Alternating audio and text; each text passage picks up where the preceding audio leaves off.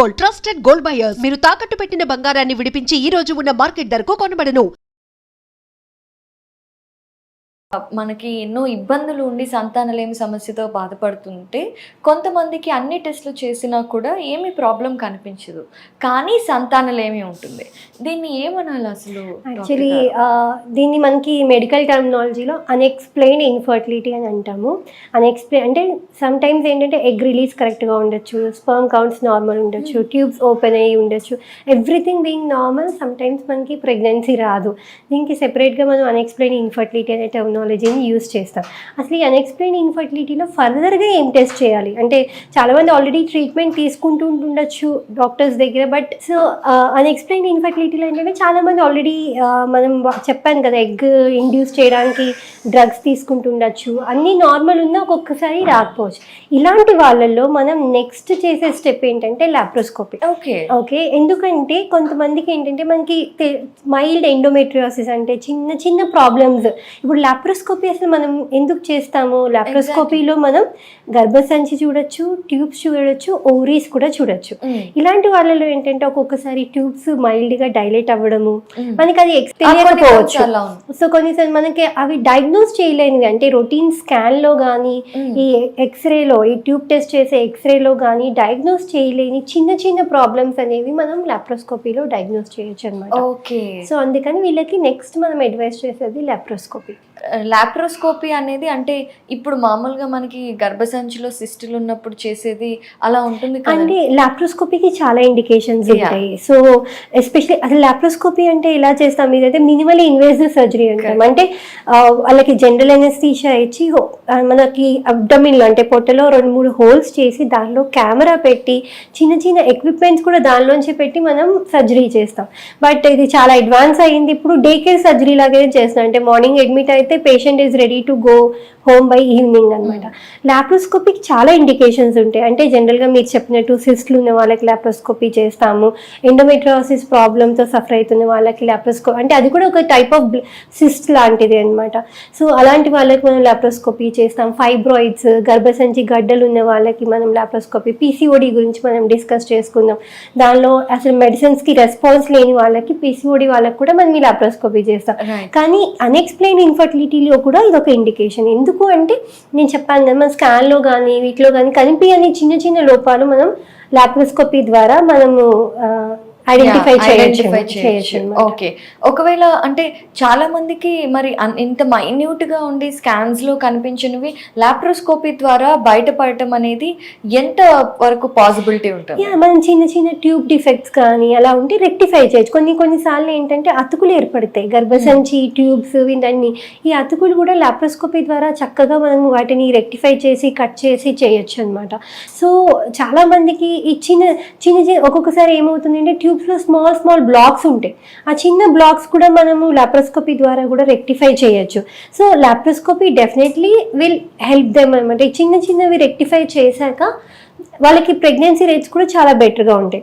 Unexplained ఇన్ఫర్టిలిటీలో ఏంటంటే very clear guide lines మనకి క్లియర్గా ఇచ్చారు. లాప్రోస్కోపీ కూడా నార్మల్గా ఉంది, అప్పుడు కూడా తర్వాత ఏం చేయాలి అని కూడా చాలా మంది అడుగుతారు. Exactly, my next question is also that చాలా మంది ఇప్పుడు లాప్రోస్కోపీ చేశాక కూడా ఫైన్ ఉండొచ్చు, కానీ సంతానం మాత్రం. సో వీళ్ళలో ఏంటంటే మనకి రీసెంట్ గా మనకి చాలా మంచి గైడ్ లైన్స్ వచ్చాయి అన్ఎక్స్ప్లెయిన్డ్ ఇన్ఫర్టిలిటీ. చాలా మంది ల్యాబ్ చేసాము, ల్యాబ్లోనూ ఏం ప్రాబ్లం లేదు, ఓవరీస్ బాగున్నాయి, ట్యూబ్స్ బాగున్నాయి, గర్భసంచి బాగుంది, అన్నీ బాగుంది. నెక్స్ట్ ఏంటంటే మోస్ట్లీ ఏంటంటే ఎగ్ క్వాలిటీలో కానీ స్పర్మ్ క్వాలిటీ కానీ, బికాస్ క్వాలిటీ అనేది మనకి ఎక్స్టర్నల్గా తెలిసే ఇది కాదు. మనం మరి ల్యాబ్లో అంటే ఐవీఎఫ్ సైకిల్స్లోనే మనకి క్వాలిటీ ఏంటంటే because we take the egg and sperm out in the lab and testing it. So కాబట్టి అక్కడే మనం ఈ క్వాలిటీ అనేది అసెస్ చేయొచ్చు. సో అన్ఎక్స్ప్లెయిన్డ్ ఇన్ఫర్టిలిటీలో ల్యాబ్ కూడా నార్మల్ ఉంటే ఐయుఐ ట్రై చేయొచ్చు వాళ్ళలో. ఐయుఐ పద్ధతి ద్వారా కానీ అది కూడా క్లియర్ గైడ్ లైన్స్ ఉన్నాయి మనకి. అన్ఎక్స్ప్లెయిన్డ్ ఇన్ఫర్టిలిటీలో ఐయుఐ మ్యాక్సిమం 3 times ట్రై చేయొచ్చు. అప్పుడు కూడా లేదు, సక్సెస్ లేదు. ఐయుఐ అంటే మనం ఆల్రెడీ తెలుసుకున్నాం, వీర్యాన్ని గర్భసంచిలోకి అండం విడుదలైనప్పుడు ఎక్కియడం. నార్మల్ కన్నా దీనికి కొంచెం ఒక 10 to 15% బెటర్ కన్సెప్షన్ రేట్స్ అంటే ప్రెగ్నెన్సీ వచ్చే ఛాన్సెస్ ఉంటాయి అన్నమాట.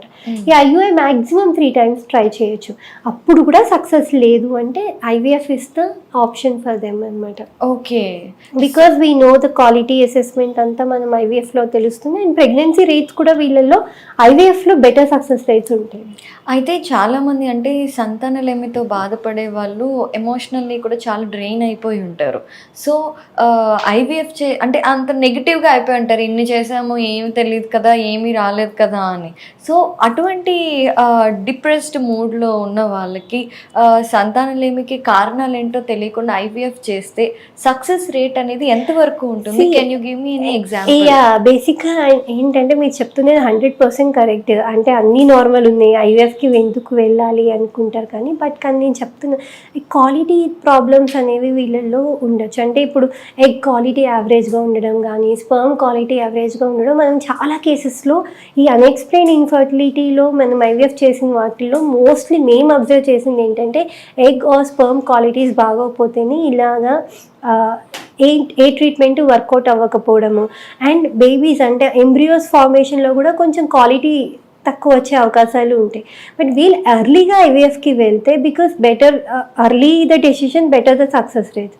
సో కాబట్టి సక్సెస్ రేట్స్ అనేవి వాళ్ళలో బెటర్గా ఉంటాయి. ఎందుకు అంటే మాకు ఐవీఎఫ్ కూడా సక్సెస్ కాదు, అన్నీ నార్మల్ ఉన్నాయి ఎందుకు అంటే but still this is the best option. వాళ్ళకున్న దానిలో ఇది బెటర్ సక్సెస్ రేట్ ఇచ్చే ఆప్షన్ ఐవీఎఫ్. అండ్ మనకి ఏంటంటే ఎక్కువ ఎంబ్రియోస్ ఫామ్ అవుతాయి కాబట్టి దానిలో బెటర్ని సెలెక్ట్ చేసి మనం ట్రాన్స్ఫర్ కూడా చేయొచ్చు. సో కన్సెప్షన్ రేట్స్ అనేవి బెటర్గా ఉంటాయి. ఓకే. అలాంటిది అంటే ఇలా అన్ఎక్స్ప్లెయిన్ ఇన్ఫర్టిలిటీతో మీ దగ్గరికి వచ్చిన ఒక ఎగ్జాంపుల్ ఏదైనా ఇవ్వగలుగుతారా? అంటే చాలామంది అసలు మనం ఏంటంటే ఇప్పుడు చాలామంది మన దగ్గరికి వస్తారు, బయట చాలా ట్రీట్మెంట్ అయ్యి ఎగ్ రిలీజ్ అవుతుంది, బట్ ప్రెగ్నెన్సీ రాని వాళ్ళు చాలామంది ఉంటారు. వాళ్ళలో ఫస్ట్ మేము లాప్రోస్కోపీ చేస్తాం. లాప్రోస్కోపీ చేసి ఏమైనా దానిలో ప్రాబ్లం ఉంటే వీ విల్ రెక్టిఫై ఇట్. అంటే చిన్న చిన్న అతుకులు ఏమైనా ఉన్నా, ట్యూబ్స్ ఓవరీస్ ఏమైనా అతుక్కున్నా అవన్నీ రిలీజ్ చేసి, ఒకవేళ ఏమీ ప్రాబ్లం లేదు దెన్ వీ ట్రై ఐయుఐ. చాలా మంది ఐయుఐలో సక్సెస్ అయిన వాళ్ళు చాలా మంది ఉన్నారు అన్ఎక్స్ప్లెయిన్ ఇన్ఫర్టిలిటీలో. బికాజ్ వాళ్ళకి ఆ సింపుల్ ప్రాబబ్లీ ల్యాబ్ తర్వాత కూడా చాలా మందికి బెటర్ సక్సెస్ రేట్స్ ఉంటాయి. అండ్ వెంటనే మనం ఐయుఐ చేసిన వాళ్ళల్లో we have seen very good success rates in unexplained infertility.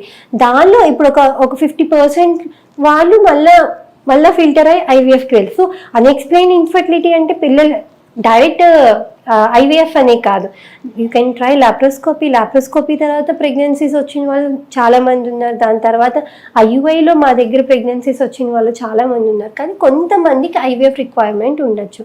వాళ్ళల్లో success rate is very good. We go early for IVF in unexplained infertility, results are very good.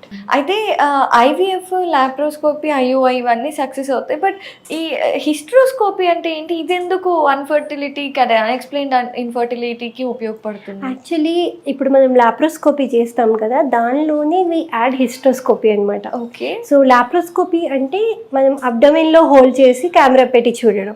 హిస్ట్రో అంటే uterus అనమాట. Okay, scientific term for uterus hysteroscopy అంటే గర్భసంచి లోపల చూడడం. Okay. So camera we pass through vagina అనమాట. కింద నుండి camera pass చేసి మనం గర్భసంచి లోపల క్యావిటీని చూస్తాం అనమాట.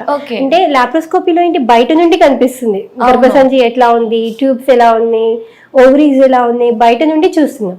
ఇది లోపల చూస్తున్నాం, ఎక్కడైతే పిండం వచ్చి అతుకుంటుందో అక్కడ చూస్తున్నాం అనమాట. దీన్ని హిస్ట్రోస్కోపీ అంటారు అనమాట. ఇది ఎవరిలో చేస్తాము అంటే దీనికి చాలా ఇండికేషన్స్ ఉన్నాయి. కొంతమందికి ఏంటంటే పాలిప్స్ అని అంటుంటాం, చిన్న చిన్న గడ్డలు ఉంటుంటాయి అనమాట. వాళ్ళకి హెవీ బ్లీడింగ్ అవ్వడము అలా ఉన్న వాళ్ళల్లో మనం ఆ పాలిప్స్ని కట్ చేసి తీయచ్చు హిస్ట్రోస్కోపీ ద్వారా. ఓకే. కొంతమందికి ఫైబ్రాయిడ్స్ అనేవి గర్భసంచి లోపల ఉండొచ్చు, అలాంటి వాళ్ళకి కూడా ఈ హిస్ట్రోస్కోపీ ద్వారా మనము కట్ చేసి తీయచ్చు. కొంతమందికి ఏంటంటే గర్భసంచి లోపల పొర అని అంటాం, సెప్టమ్ అంటాం అనమాట. అంటే వాళ్ళలో ఏమవుతుంది, గర్భసంచి 2 కింద డివైడ్ అవుతుంది. సో దాని మధ్యలో ఒక సెప్టమ్ లాగా పొరలాగా తయారవుతుంది. సో వాళ్ళలో ఏంటి ప్రెగ్నెన్సీస్ రాదు, ఒకవేళ వచ్చినా రిపీటెడ్ అబార్షన్స్ అయ్యే అవకాశాలు ఉంది, ఎందుకంటే గర్భసంచి స్పేస్ అనేది తగ్గిపోతుంది కాబట్టి. సో వాళ్ళలో కూడా ఈ పొరని కూడా మనం కట్ చేయడానికి హిస్ట్రోస్కోపీ ద్వారా ఉపయోగించవచ్చు అనమాట. సో ఇలా మనకి హిస్ట్రోస్కోపీకి చాలా యూజెస్ అనేవి ఉన్నాయి. ఇంకొకటి మనం ఐవీఎఫ్ పిండాల్ని వేసే ముందు రిపీటెడ్ ఐవీఎఫ్ ఫెయిల్ అయిన వాళ్ళల్లో కూడా మనం హిస్ట్రోస్కోపీ ఖచ్చితంగా చేసి చూస్తాం అనమాట. ఎందుకంటే అసలు ఏమైనా ప్రాబ్లం ఉందా, కొన్నిసార్లు ఏంటంటే గర్భసంచి టీబీ ఇన్ఫెక్షన్ వల్ల కానీ ఆర్ ఎనీ అదర్ ఇన్ఫెక్షన్ వల్ల కానీ గర్భసంచి లోపల అతుకులు ఏర్పడే అవకాశం ఉంటుంది. దానివల్ల వాళ్ళకి బ్లీడింగ్ తగ్గిపోవడము, ప్రెగ్నెన్సీ రాకపోవడం ఉంటుంది. సో వాటిని ఎడెషన్స్ అంటాం, దాన్ని కూడా కట్ చేయొచ్చు మనం హిస్ట్రోస్కోపీ ద్వారా. So they are so many indications and uses for hysteroscopy. జనరల్గా మనం లాప్రోస్కోపీ చేసినప్పుడు, బికాస్ లాప్రోస్కోపీకి ఎలాగ మనం మత్తిస్తాం హోల్డ్, సో అదే టైంలో మేము హిస్ట్రోస్కోపీ కూడా చేస్తాం. అంటే గర్భసంచి లోపల ఎలా ఉంది, బయట ఎలా ఉంది, ట్యూబ్స్ బాగున్నాయా, అండాలు బాగున్నాయా, అన్నీ ఒకటే సిట్టింగ్లో అయిపోతుంది అనమాట. సో లాప్రోస్కోపీ ప్లస్ హిస్ట్రోస్కోపీ మేము కలిసి ప్రతి ఏ పేషెంట్కి లాప్రోస్కోపీ చేసినా we add hysteroscopy and see what is inside the cavity also. చాలా మంది, అంటే మీరు చెప్తుంటే నాకే ఐ వాస్ గెటింగ్ చిల్స్. మనకి గర్భసంచి అనేది చాలా థిన్ పొర కదండి. సో దాన్ని మనం ఒక చిన్న హోల్ చేసి లోపలికి హిస్ట్రోస్కోపీ చేస్తే ఇజంట్ దట్ గెట్ అంటే ఆఫ్టర్ మ్యాథ్ ఎట్లా ఉంటుంది? లేదు యాక్చువల్లీ అలా ఉండదు ప్రాసెస్. గర్భసంచికి ముఖం ఉంటుంది, సర్విక్స్ అంటాం మనం. చాలా మంది మనం అంటే మీకు అర్థమయ్యేలా చెప్పాలంటే ప్యాప్స్మియర్ చేస్తుంటాం మనం. చాలా మంది సర్వైకల్ క్యాన్సర్ కి ప్యాప్స్మియర్ చేస్తాం. అంటే గర్భసంచి ముఖము సర్విక్స్ అన్నమాట. ఇప్పుడు మనకి రొటీన్ గా బ్లీడింగ్ అవుతుంది, ఇదంతా మనకి ఆ సర్విక్స్ లోంచి బ్లీడింగ్ రావడము, సో ఈ వైట్ డిశ్చార్జ్ ప్రాబ్లమ్స్ ఇవన్నీ ఈ సర్వైకల్ రీజన్ దగ్గర మనం టెస్ట్ చేస్తూ ఉంటాం. ఈ ముఖద్వారంకి ఒక చిన్న హోల్ ఉంటుంది, అది నార్మల్ గానే ఉంటుంది, మనం ఏం హోల్ క్రియేట్ చేయట్లేదు ఈ హిస్ట్రోస్కోపీ ద్వారా. అబ్డమిన్ లో లాప్రోస్కోపీకి హోల్ క్రియేట్ చేస్తాం, బట్ కానీ హిస్ట్రోస్కోపీకి యూ ఆల్రెడీ హ్యావ్, మన డెలివరీ అవుతుంది కదండి, బేబీ ఎలా వస్తుంది, ఆ హోల్ డైలేట్ అయ్యి అంత పెద్ద బేబీ తల బయటికి, నార్మల్ డెలివరీలు అంటే ఆ టైంకి అంత ఆ హోల్ అంత ఎక్స్పాండ్ అవ్వగలుగుతుంది. So that is a natural mechanism. So that we already have a small, దాన్ని సర్విక్స్ అంటాం, దానిలోంచి పాస్ చేస్తాం అన్నమాట. సో కాబట్టి మనం అక్కడ కట్ చేయడము, హోల్ చేయడం యూట్రస్ కి అట్లా ఏమీ ఉండదు.